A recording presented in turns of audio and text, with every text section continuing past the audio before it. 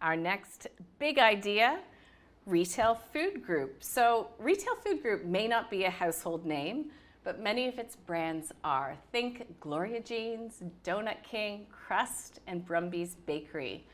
Yummy, but there is plenty of competition in the space, and we know a certain big cap burrito business has really taken a lot of the headlines this year.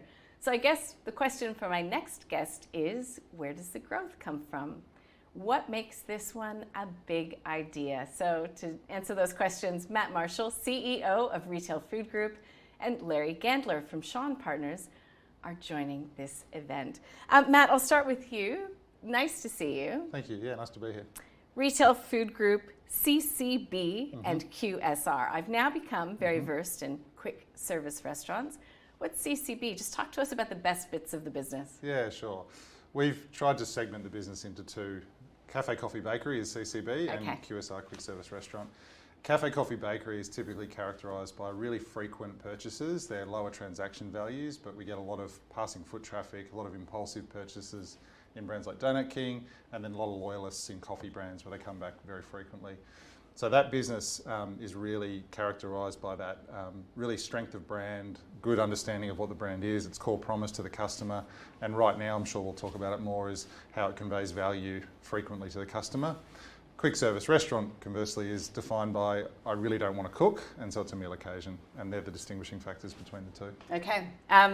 I can't help myself, Matt, to take a step back and talk then about the macro environment. You sort of alluded to it there.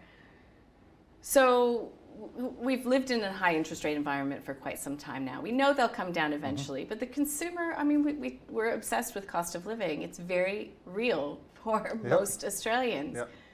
So you're at a really unique sort of position where you can really from the coalface tell us what you're seeing consumers. What is that now? Yeah, it's we're trying to stay really close to it for all those reasons.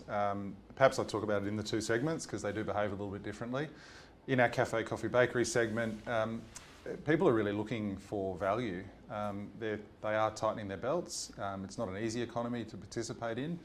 The strength of our brands in there, when you talk about things like Donut King, Gloria Jeans, Brumby's, people know these brands, they trust these brands. They've been around for a long time, so they're highly recognisable. And the better we execute and the better we deliver on the service element, people are looking for two things, I think, value and experience. And therefore, it's not necessarily discounting that wins the day, it's how you convey value to the customer and execute that really, really well. If I talk about a brand like Donut King, people know us, they trust us, they get a great experience when they come. We participate in quite a value segment of that market. So scale and brand recognition are our friend. I think that's really important. When you talk about QSR, value is a different occasion. I'm feeding my family and I want to have a meal occasion. How does that compare not just with pizza, but with burgers, with chicken, with burritos perhaps? And when you're sharing an occasion and getting value for that, then you can convey value in a different way. So I think the economy is, it's a well-documented retail recession. We're placed very well at that value end of the market in CCB, and in QSR it's a bit more of an elevated experience, but when you compare it to the competitive set, there's value there. Yeah, Larry, I might go to you then just to get your thoughts on that, because of course consumer is so key if you're talking about consumables like coffee and bakeries and pizza and the like. So when you look at Retail Food Group, is part of its value proposition what makes it attractive? Yes, and thank you again for having Shawn Partners on the call. Appreciate it.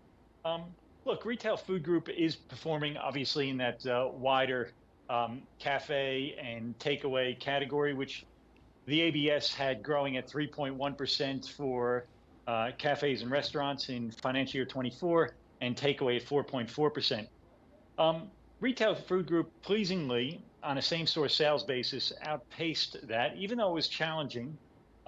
Same-store sales for their CCB division, Coffee, Cafe, and Bakery, which is 70% of the company's sales, grew 4.9% in financial year 24. So while it is challenging, these guys have really managed to outpace that environment. To Matt, because if you're talking about growth from here on in with any small cap, I mean, where do you see the real levers that you can pull to bring that growth through? Yeah, we've got a couple of really simple strategies now in play to try and take what's been, frankly, quite a lot of brands and a complicated business to understand. Those two segments are part of the reason of that simplification. Further to that, we're looking at our core brands around how we scale those in unit numbers. So we've got headroom in the ability to put more stores on the ground, number one. We're working really closely with multi-site operators to do that. We know these guys operate better quality stores and they can replicate that in other stores quite easily when they get the model right. So they're really great partners of ours, and we're investing in those people. So sorry, this is franchisees that then own Franchisees. more. That's right. Okay. Yeah, and we've got a relatively low proportion of that in terms of store numbers that they occupy, and we're incentivising them to operate more stores to generate more growth in network numbers, and we've put programs in place around that. So organic growth through existing franchisees is a really core part of our growth in our core brands. We've obviously then got our new franchisee recruitment pipeline that we work really hard at, and that flywheel effect then of getting better stores, better executed, generates more brand recognition and then more kind of interest in our brands for growth. Mm-hmm. As we've tidied up the business now and we've recovered the balance sheet and we're generating better cash flows, we're also generating the opportunity for some small acquisitions. So we acquired the Beefy's Pie business in December. That was a terrific family business that we acquired. We've put our first 2 new stores on the ground there, and we've got another one opening next week, and we anticipate getting to 15 by the end of this financial year. That's a really important growth platform for us, but it also came with a factory.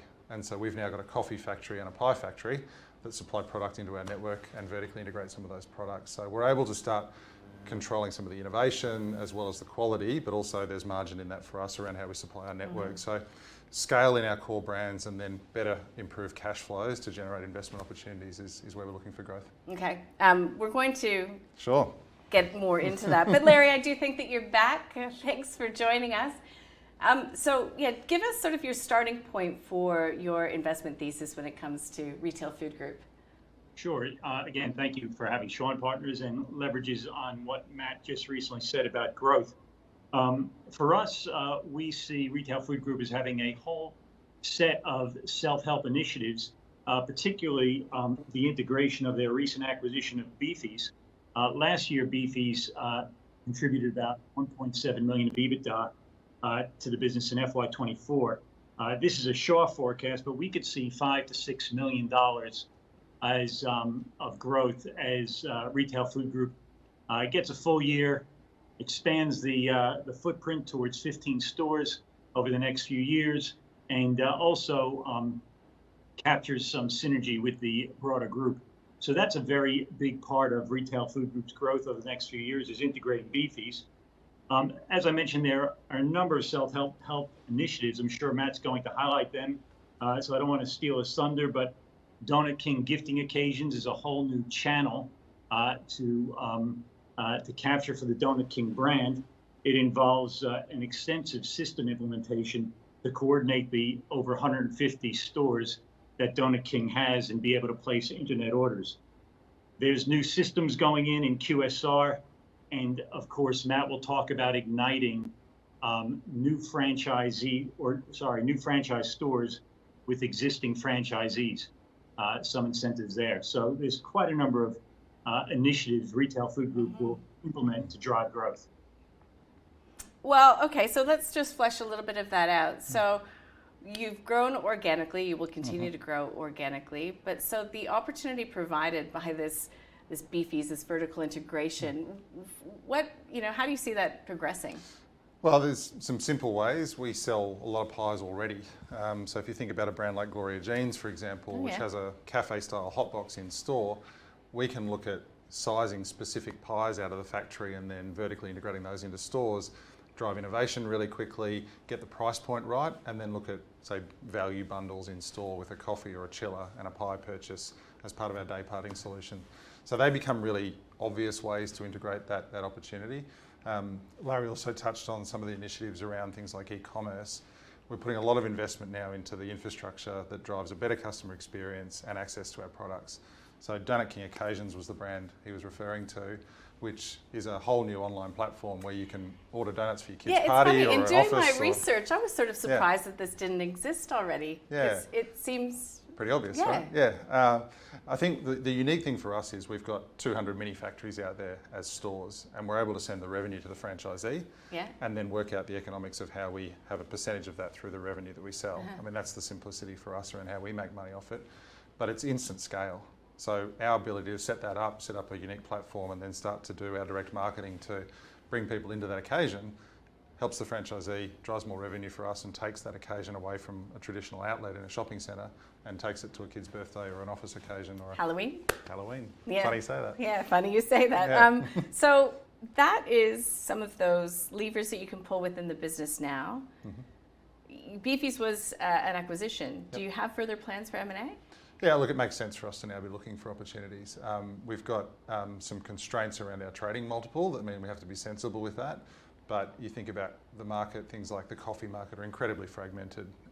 There's a lot of independents out there that tend to do a very good job. We've got a brand that's recognisable and has capacity to grow. So where there's opportunities that make sense for us, we'll definitely look at them. And ability to, but still, and in the strategy of how do we scale core brands, how do we vertically integrate where possible, and how do we continue to have a model that's actually easy to operate relatively to some of our competitors. And by that I mean we don't have huge labour lines, we've got small footprint stores, so they're accessible from a site aspect. So for growth, we can find more sites without having to put $2.5 million down to build a massive drive-through, for example. Our stores tend to be about $500,000 or lower for a franchisee to get in and set up and operate.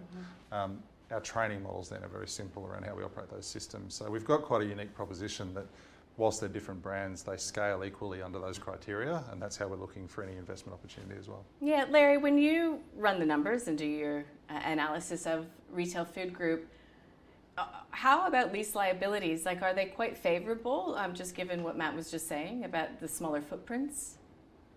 Sure, lease liabilities were a point of conversation when analyzing this company over the last year.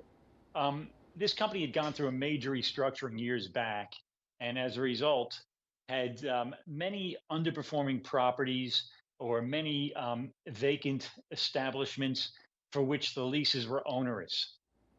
The management team had done an excellent job in FY24 of optimizing those properties, finding franchisees to take those places, and as a result, those leases, those onerous contracts were written up in FY24. In FY25, there'll be some benefit of that, but not as much. So Retail Food Group, from a non-cash earnings point of view, will see earnings kind of flattish on the P&L. However, these lease write-ups are non-cash, and we are expecting in FY25 10% operating cash growth. So again, on the P&L, optically flat. Cash flow, we see growth, and then in FY26, things will all be rebased, and the initiatives that you've heard Matt talk about will really shine through, and we're looking for 15% P&L growth, EBITDA growth in FY26. Fair to say, though, you're going to continue to focus on some of your core brands, those Yes. household names that I mentioned earlier? Yes, yeah, absolutely. We really believe in those brands. They've been around for over 40 years. Part of our turnaround phase into growth now is really refining those models.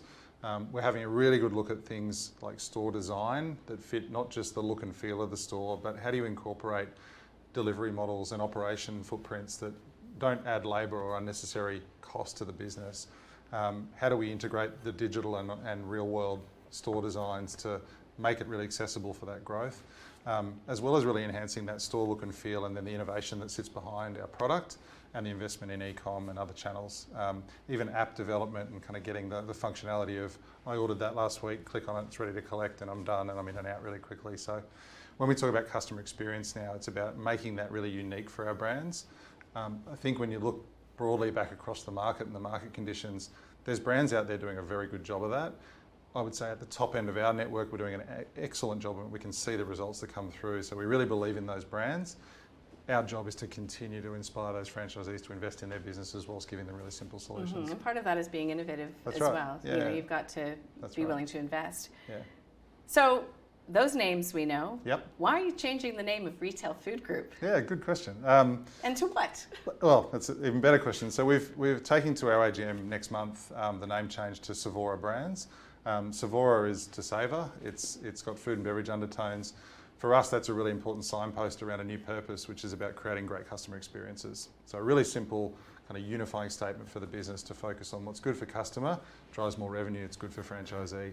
And for us, that's a signpost for growth. And we're looking at how we use that for our recruitment strategies to attract the right talent, build a really important culture inside our walls that puts the franchisee first and drives that great customer experience. So everything we do is then pointing in the same direction, and new vibrant colours and some fun with it as well. So it's a great chance to look forward, not back. All right. Will your ticker code change on the ASX? It will. So we're taking that to the AGM as well. So all right. yeah, it's a really exciting time for us to really look forward. This is not about looking backwards and kind of having anything negative to say about RFG. There's some great brands and some great people in our business that are coming through that journey. So we want to respect that, but look forward for growth. Now, I have seen your note, Larry, and I do believe that FY26 is really the highlight for you. Can you just run us through your recommendation, your official recommendation for Retail Food Group and price target? Sure. As you mentioned, we have a buy rating on Retail Food Group. Our valuation's 10 cents. The share price is just a little bit under 7, so quite a bit of capital appreciation. Look, Retail Food Group, as I mentioned previously, have quite a number of initiatives to drive good growth, particularly the Beefy's integration, and that's going to give us 15% growth in FY26. Donut King occasions is important, and of course, Matt mentioned the incentives around establishing new franchisees with their multi-site operators. That's also going to contribute to growth. The stock's on 7.4 times EBITDA, which we think is appropriate, but you'll get the growth over the next couple of years. And, you know, it does shine cheaply relative to that other QSR company you mentioned that makes Mexican food, which is trading on 38 times EBITDA, FY25. So much cheaper than what's out there, and good growth and excellent cash flow. Now, I do want to mention one other piece here is Retail Food Group sitting on about $50 million of surplus franking credits. There's been no indication as of yet that the company intends to pay a dividend, but we think once their growth strategy gains traction, the board may choose to start flushing out some of those franking credits, which will be added bonus for investors. Got it. And I will just reiterate that that is a buy recommendation with a price target of 10 cents per share. I've also noticed that you've got some pretty heavy hitters on your register as well. Regal Funds Management, Washington H. Soul Pattinson's, Thorny Opportunities. Those are some of your major shareholders as well. We have had a question come in from one of our viewers asking about international expansion beyond New Zealand. Any plans for that? Well, we actually already operate in over 30 countries. So we've got Gloria Jeans kind of around the world in a number of markets. Those are typically master franchise agreements versus what we do here, which we'd call direct franchising. We've got a lot of work going on to really re-look at what markets are appropriate for us to invest to grow in, and how do we support those partners best, particularly through our supply chain. You know, coffee is our major ingredient that goes out there. And we have a roastery here in Sydney. We have a contract manufacturing facility over in Dubai, and we're just looking at some ways to get cost to serve really right for those markets so they can fuel growth. Our marketing and everything we're doing locally will extend out into those markets as well. So I think where Larry was going with some of those timing of initiatives too, we're looking at cycling some of the lease benefit we had last year in the financial year. This year might look fairly flat, but then that sort of cycles out and we start getting into that genuine growth from 26 on. So international is a part of that. What do you love about running this company? Oh, I get asked that a bit because I was actually here in 2015 running Brumbies, and I left and I came back.